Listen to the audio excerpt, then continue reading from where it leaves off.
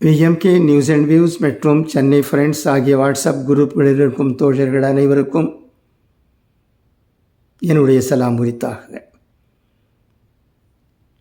அரசியலில் எதையோ பேசுபவர்கள் இருக்கத்தான் செய்கிறார்கள்.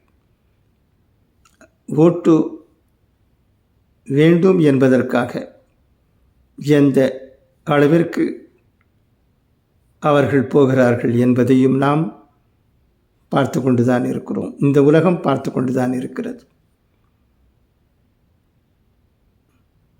அதற்கெல்லாம் முக்கியத்துவம் கொடுக்காமல் நாம் மௌனம் சாதிப்பதே சிறந்த பதிலாகும் என்பதை நான் பணிவாக தெரிவித்துக் கொள்ள விரும்புகிறேன்.